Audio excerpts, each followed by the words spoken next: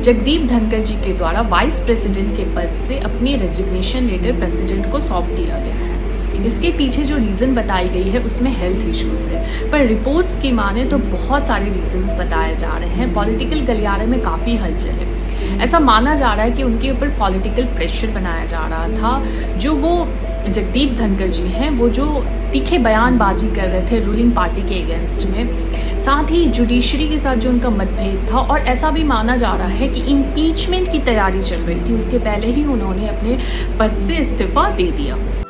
कृषि मंत्री जी, एक एक पल आपका भारी है। मेरे आपसे आग्रह है और भारत के संविधान के तहत दूसरे पद पर विराजमान व्यक्ति आपसे अनुरोध कर रहा है कि कृपया करके मुझे बताइए, क्या किसान से वादा किया गया था, और वादा किया गया वादा क्यों नहीं निभाया गया, और वादा निभाने के लिए हम क्या कर रहे हैं। सच में ऐसा है तो ये हमारे लिए बहुत ही दुखद बात है, क्योंकि वाइस प्रेसिडेंट जो पद है वो देश का दूसरा सर्वोच्च संवैधानिक कार्यकाल पद होता है।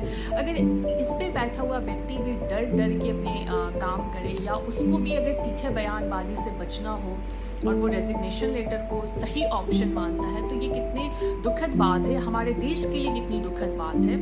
135 करोड़ जनता हम पर हंस रही है। 135 करोड़ जनता आज के दिन चिंतित है, चिंतन कर रही है, मंथन कर रही है कि क्या प्लीज ऑनरेबल मिनिस्टर। हम थोड़ा ब्रीफ करते हैं। वाइस प्रेसिडेंट का जो पद होता है वो देश का दूसरा सर्वोच्च संवैधानिक पद होता है, और ये यूएसए के कॉन्स्टिट्यूशन से, हमारे जो इंडियन कॉन्स्टिट्यूशन मेकर थे उन्होंने लिया था।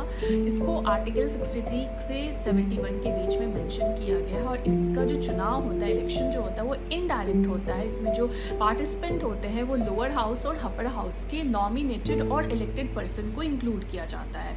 वाइस प्रेसिडेंट का जो इलेक्शन होता है इसको कंडक्ट इलेक्शन कमीशन के द्वारा आर्टिकल 324 के तहत ही कंडक्ट किया जाता है।